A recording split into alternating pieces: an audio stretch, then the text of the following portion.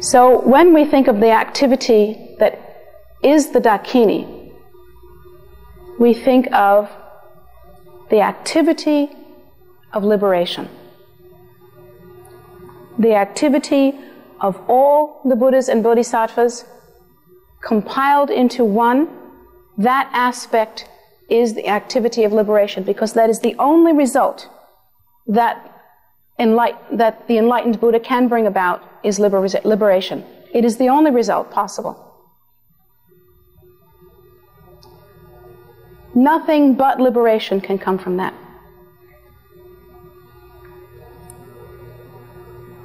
So,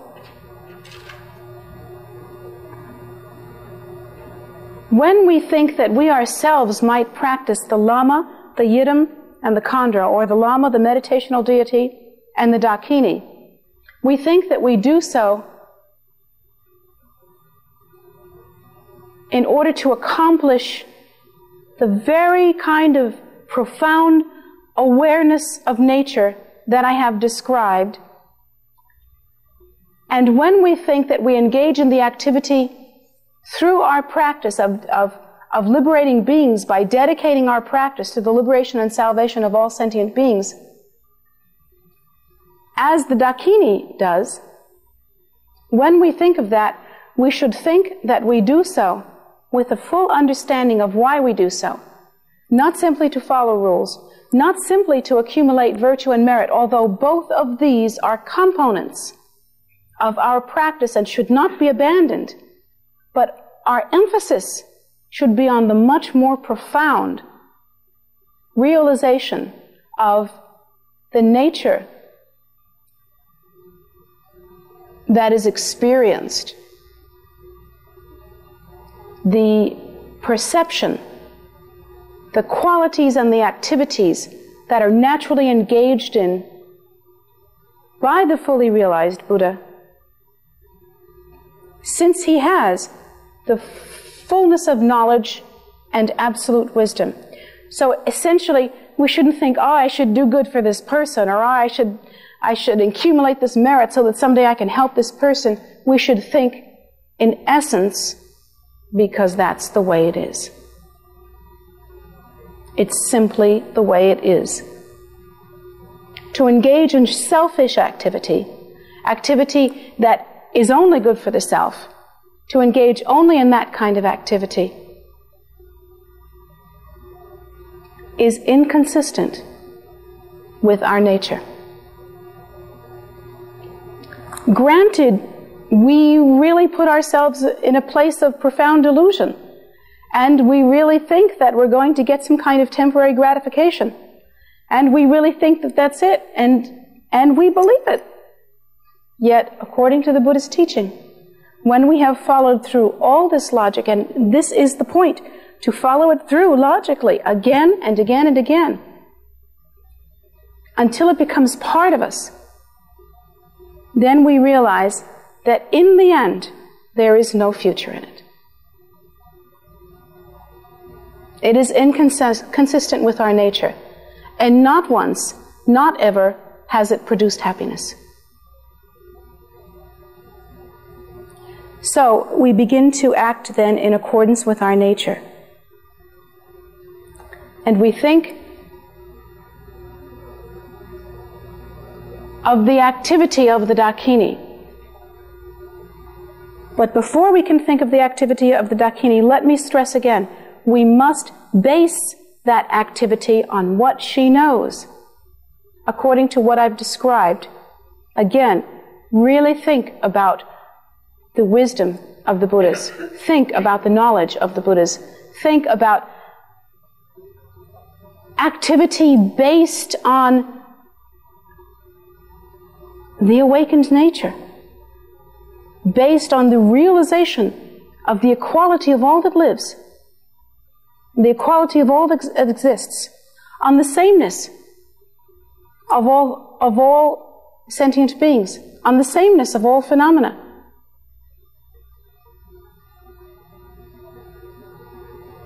We must very carefully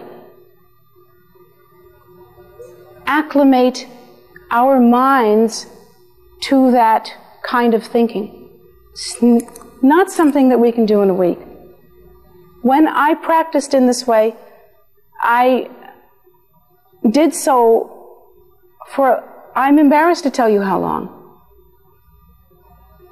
Really, before I even got down to the generosity part. I did this for 6 to 8 hours a day for over a year, following everything through, thinking of where this wisdom comes from, just getting the basics. You should not be ashamed to do this. In fact, I feel that if you don't do this properly, you will not get the full benefit.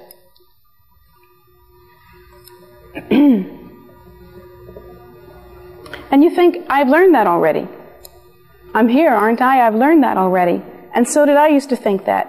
And then I began to watch my mind and found out how much I still based everything on delusion. And if I can be honest with you, and all of you are here, and this is being taped, and maybe someone else will see it too, then at least you can do is to be honest with yourself when nobody's looking. Or at least when you think nobody's looking.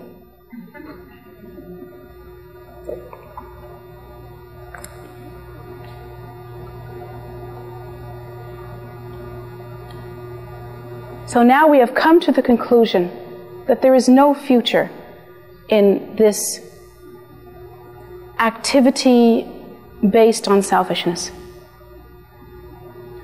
That there is no future in any of the processes that come from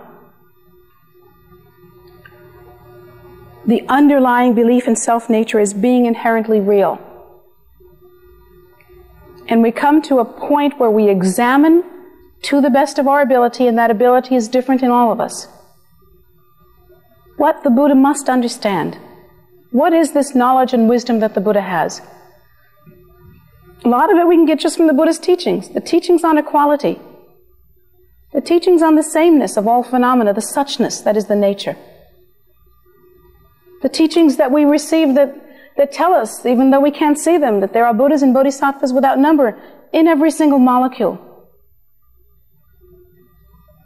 These teachings we try to glean as much as we can so that based on that kind of wisdom, we can naturally engage in this very profound activity of supreme generosity. At that point, and only at that point, when we engage supreme generosity, it will not be superficial, it will not be temporary, and it will never revert back to selfish behavior.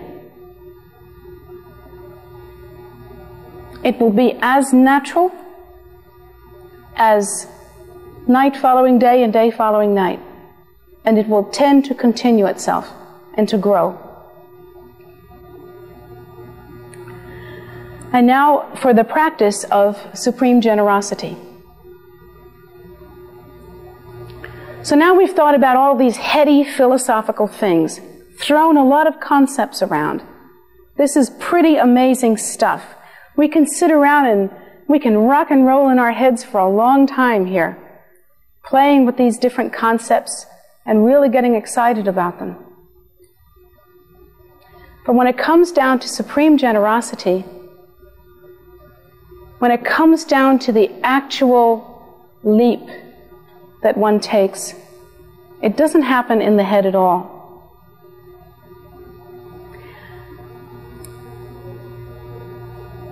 There is a moment after all these things are considered in which it is clear that this thing that I call me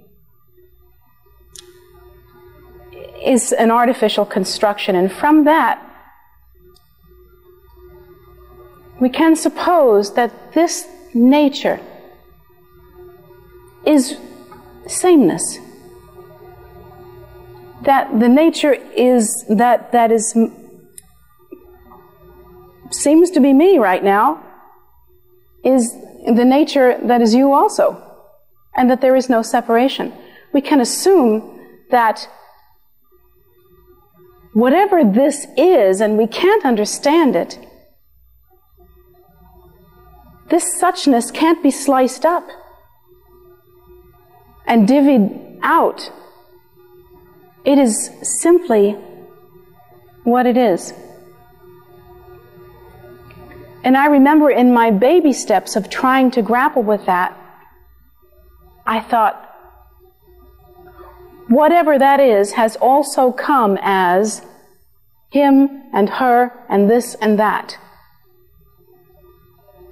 And it is the same.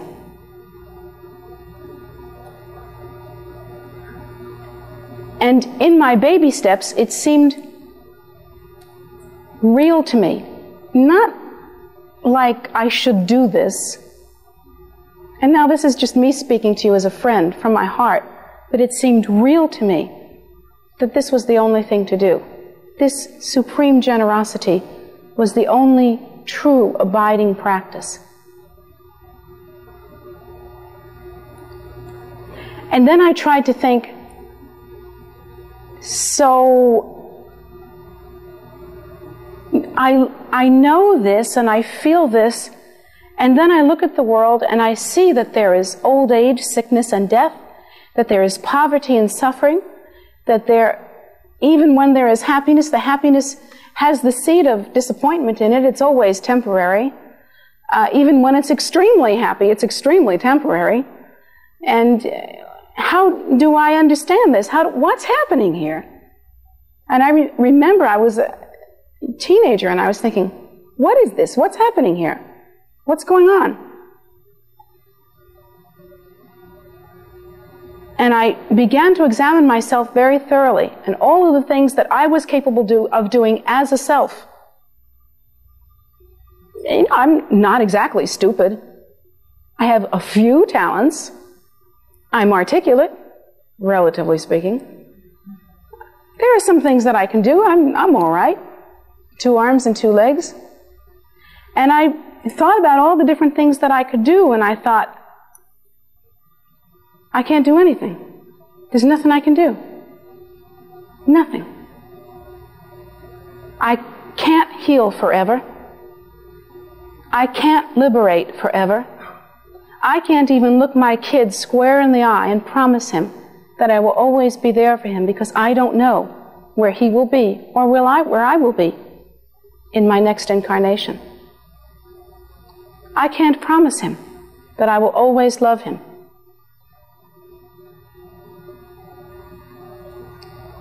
Even if I learn to heal and learn it very well, I can't really heal.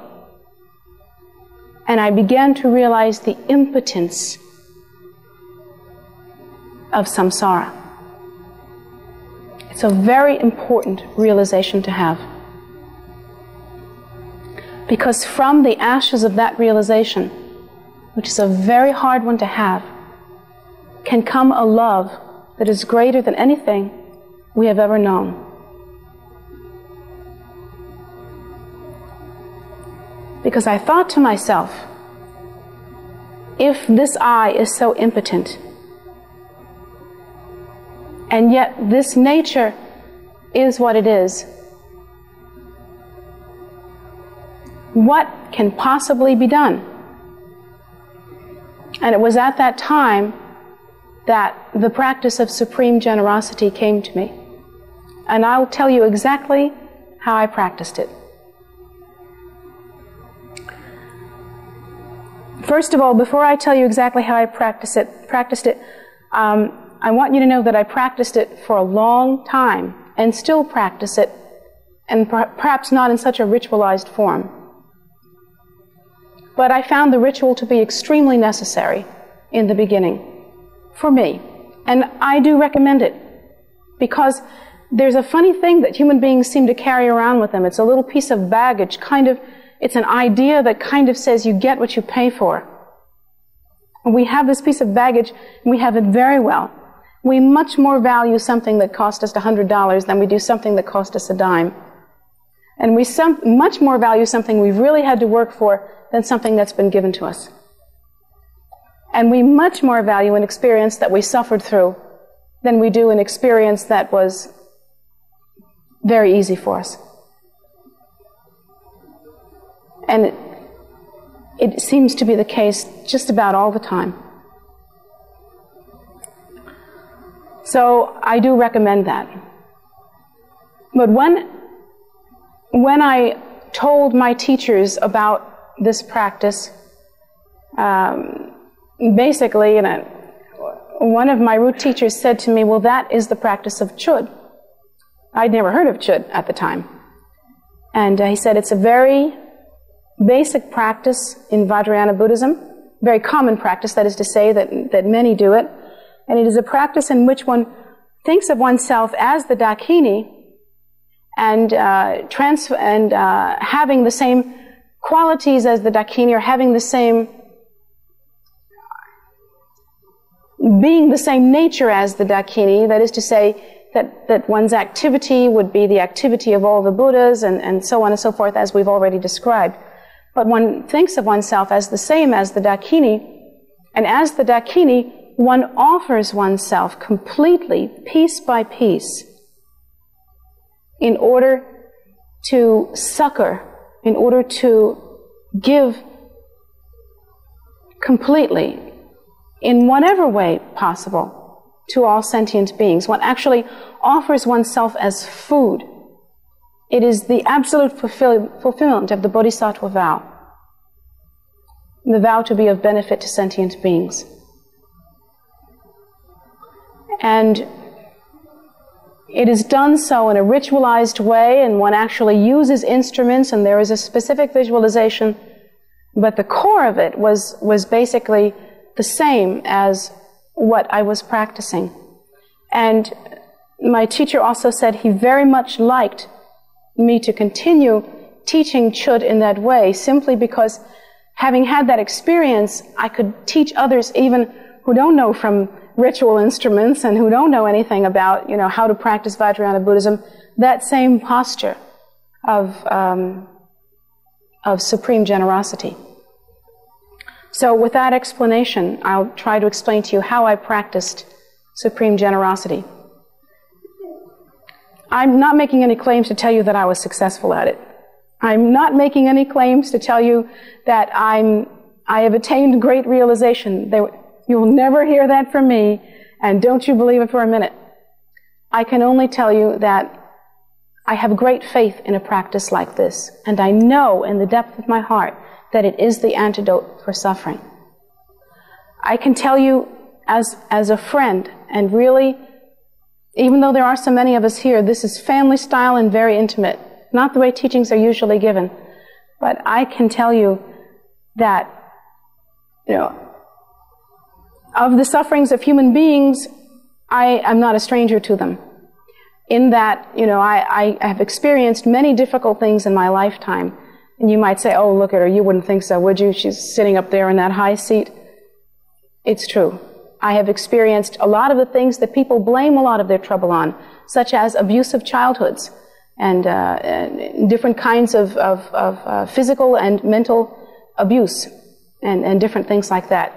And I know for a fact that it is not the abuse that causes the suffering.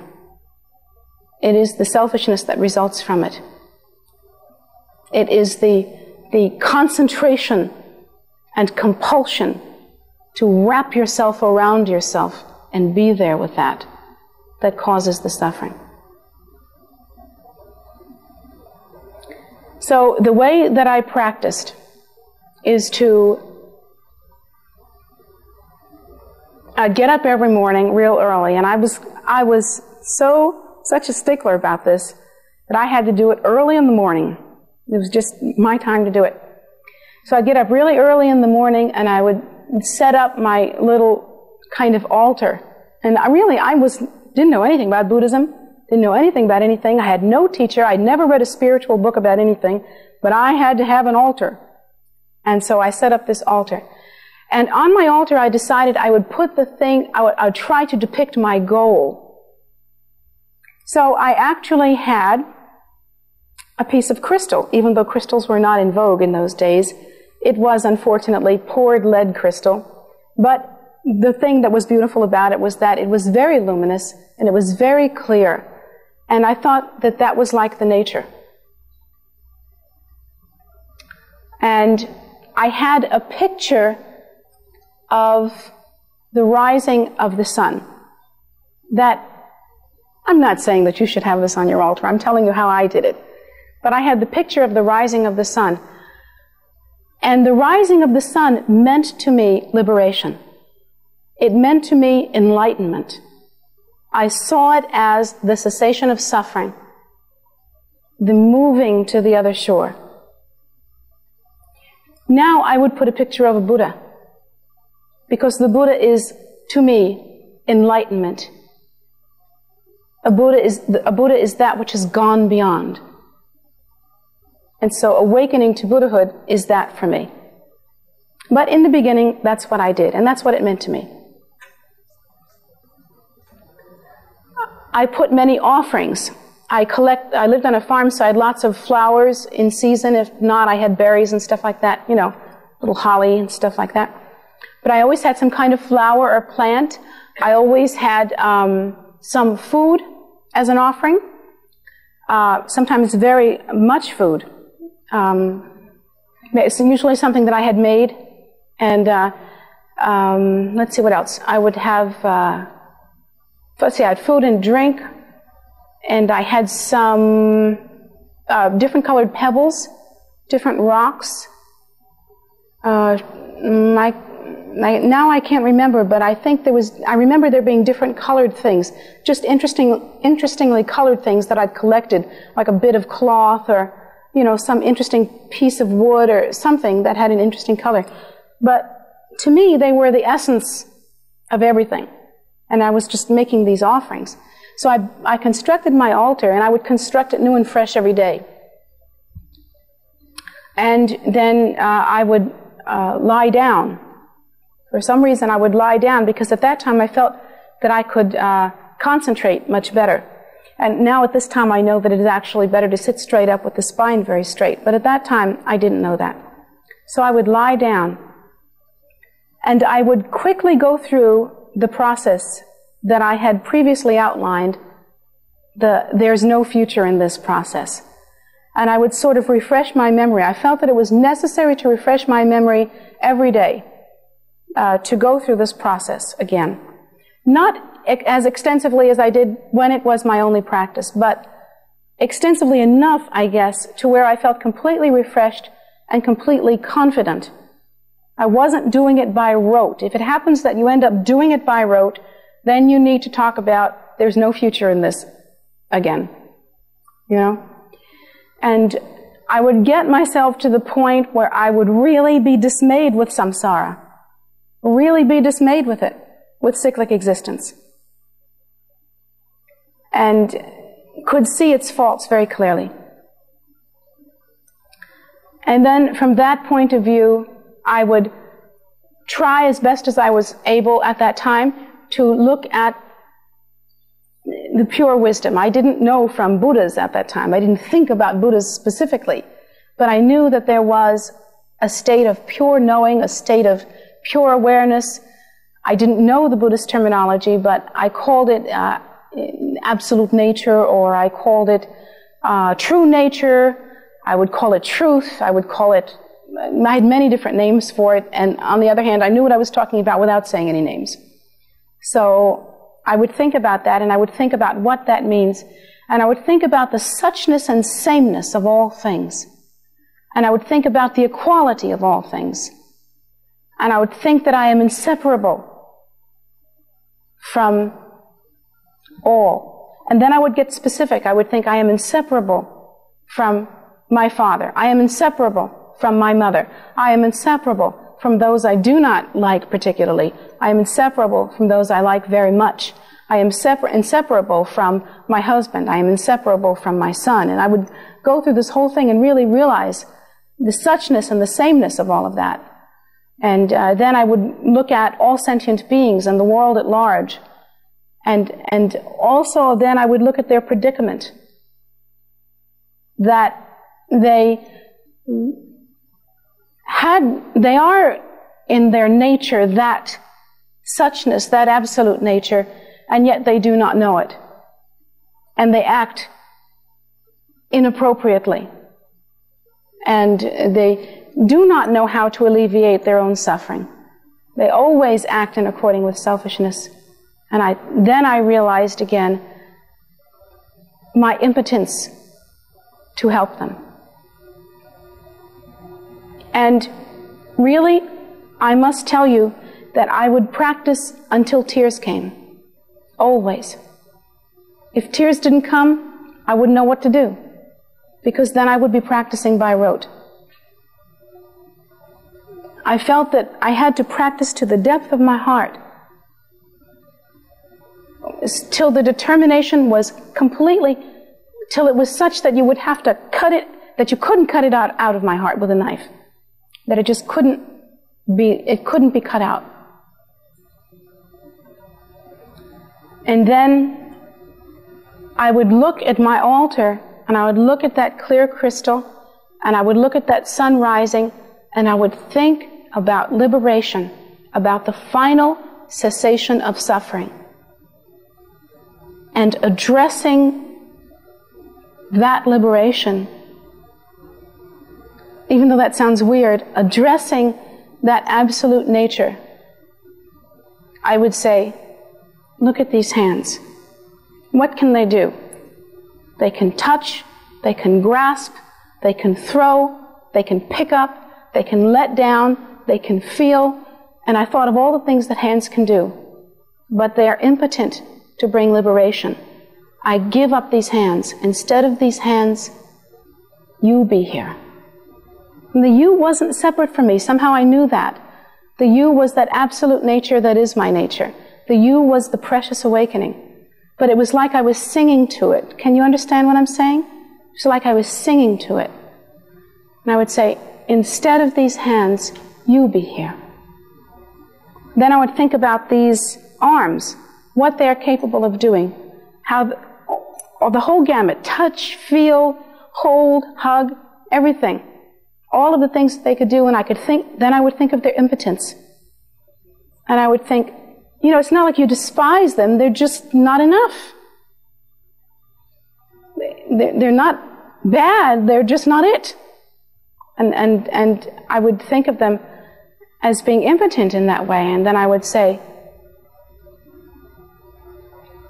take these arms, and you be here. And I would look at the sunrise, and I would look at the crystal, and I would think, this nature, let this nature be here. And I would go through every single part of me, from my head to my toes, every part of my body. And oddly, there are some parts of your body that you don't want to give up. No, that's true. You find out that, for instance, you're going to find interesting things about yourself, that your very identity might be wrapped up with maybe your gender. That you really can't give it up. It's like you say, yes, take it, but I like being a woman. Kind of like that. It's like you give it up, but you hold back at the same time. That's why you have to practice that practice more than once. It's not enough to say it. You have to do it every day. Take this thing. It's impotent as it is. Let me be of benefit to sentient beings. You be here, because speaking to the Absolute, I would say, I would know that only liberation is the cessation of suffering.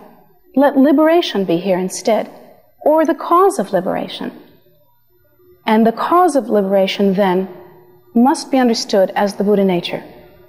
So in essence, what you're saying is, take this self and let that nature be here. That nature which is the cessation of suffering.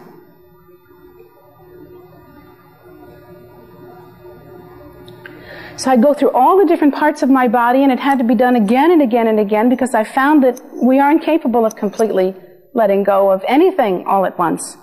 It takes a great deal of time and effort. And then I began to look at the different aspects of my nature, of my personality, actually. The different aspects, I would think of what my personality was like, and it wasn't like I was describing myself for Cosmopolitan magazine, effervescent, good-looking. I would really think of the different aspects of my nature. I would think about the ways in which I'm grabby, and the ways in which I'm pushy, and the ways in which I'm demanding, and the ways in which I'm inconsistent, and the ways in which I'm dependable, and the ways in which I'm friendly, and the ways in which I am confident. And all of the different, because we've got it all. Kids, we've got it all.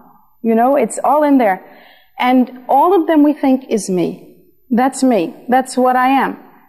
And I would go through all of it. All of it.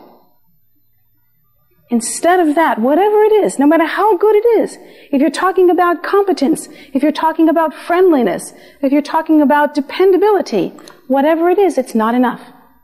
Because it is not liberation.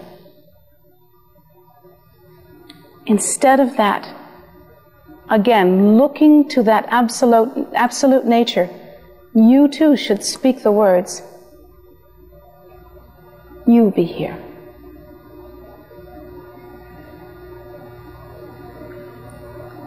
So I would practice in that way for hours every day, and I would be most certain that I meant this from the depth of my heart. Of all the practices that I have ever done, and in some ways it's the simplest. I mean, I've just explained it to you, the whole thing.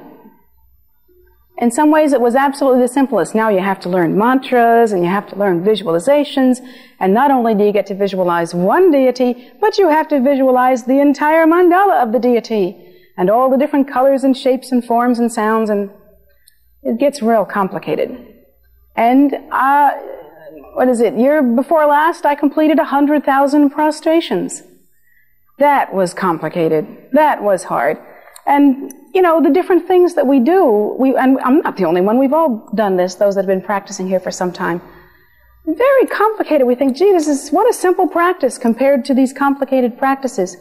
But I must tell you that I was a hard mistress on myself in those days, because I was the author of the practice, it seemed to me, and I was responsible for it, and there was no one grading me on it. There was no teacher instructing me on it. It was just me. Just me and the eventual sight and scent and taste of liberation. There's nothing else. And so that I worked harder on that practice, I must tell you, than I have ever worked on any practice since then. And it was the hardest practice that I have ever done till this day. Even harder than all of the physical contortions that we go through, and mental visualizations, and complicated mantras, and amazing prayers that we have to say. That was by far the most difficult practice I have ever done. It is also by far the most nourishing, the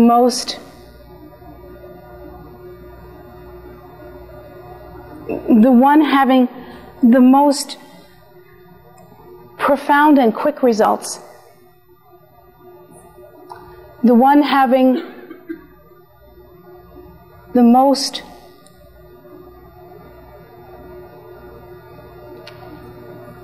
joy. I really can't tell you how this is possible, that at the one hand I would require of myself that I cry every day. I would require of myself that I give up every single morsel that you see on this frame, and the frame itself as well, and all of its qualities and attributes. And at the same time, it was the most joyful, because it was at that time that I felt, finally, my life might be worth something. Because I no longer felt impotent. I felt certain that while I could not see it then, that at some point, perhaps my life would be of use to sentient beings. And I used to make the prayer, if sentient beings are hungry, let me be the instrument by which they are fed. If sentient beings are tired, let me be the instrument by which they are rested. If sentient beings are needful, let me be the instrument by which this need is satisfied. If sentient beings are lonely, let me be a friend to them. If sentient beings are comfortless, let me be a mother to them. And I would make prayers like that.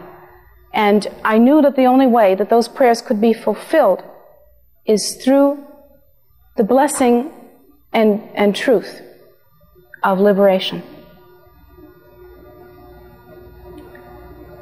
And I feel that at that time, the entire structure and format of my heart and my mind and my life changed completely. It seemed like there was a point at which there was no going back. There was a point at which life could not have reverted into ordinary mode. You know, how we make so much practice in our meditation and we make commitments and we're going to get holy now, by golly. And we really get into it and suddenly we're back in ordinary land.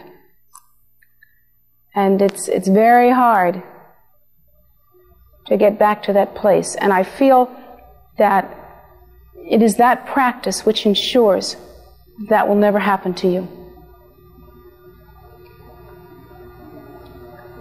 In essence, what is being practiced there is that one's life becomes only this, a vehicle by which suffering of all kinds will be finished. And we do so with wisdom, I hope, or at least some kind of savvy, knowing that we may not see this in one lifetime. We know that the complete cessation of suffering for all sentient beings may not happen in one lifetime, but we know with perfect surety, due to the extensiveness of having built this foundation of understanding, that we cannot be satisfied until we ourselves are the very face of liberation, the very face of the Buddha nature. Until we ourselves can offer that permanent and absolute nourishment to all sentient beings, we cannot be satisfied.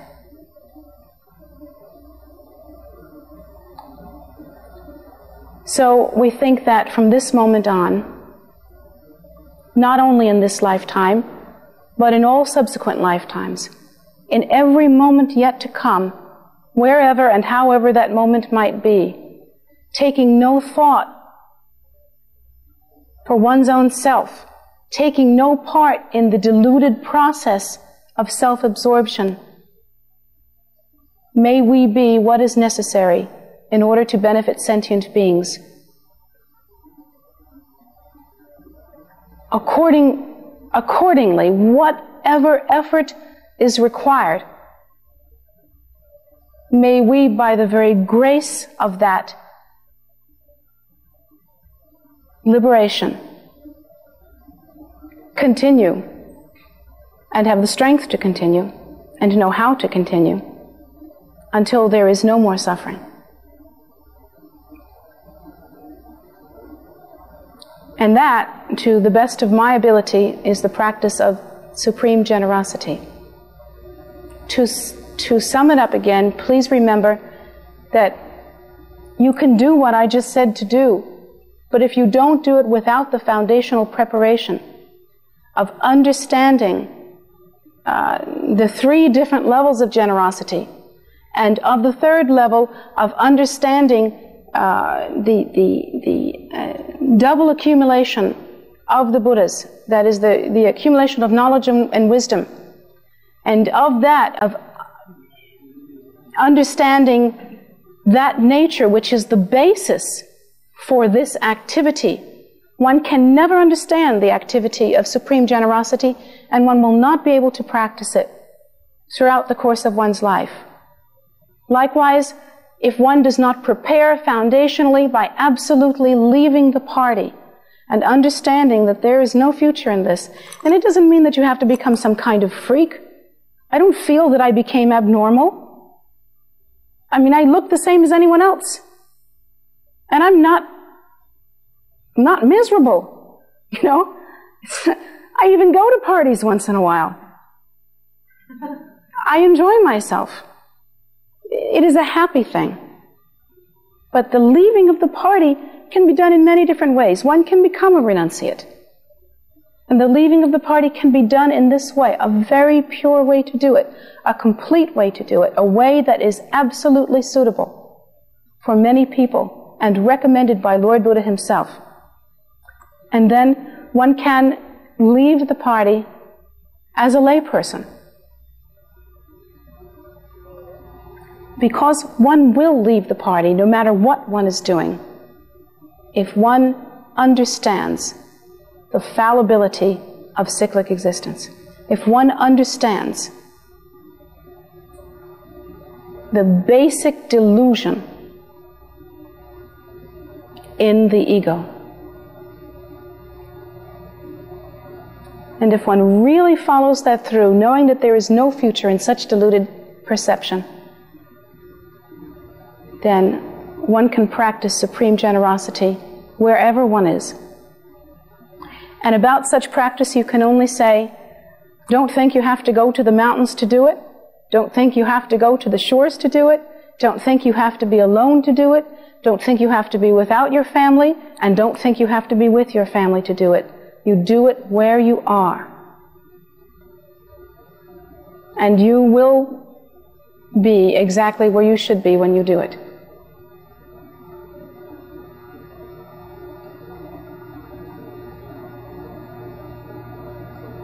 So, if you prepare completely and do not cheat yourself out of the necessary preparation, do not get ahead of yourself, I know certainly that this practice will be most successful to you. And you should always make such prayers as I have indicated, so prayers of supreme generosity, that you will be of ultimate benefit to sentient beings. You should do that every day. And if you can begin to practice this within a very short time, you will be utterly convinced of its value. I can only tell you that with certainty because of my own experience and because I have seen others practice it and it has been of benefit to them when they have practiced it as I have instructed.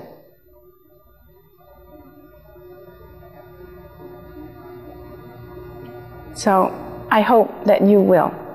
And I hope that it will be of use to you. And I hope that you will not cheat yourself, and you will care for yourself enough to do it properly. That caring for yourself is not selfish because it's the same as caring for others.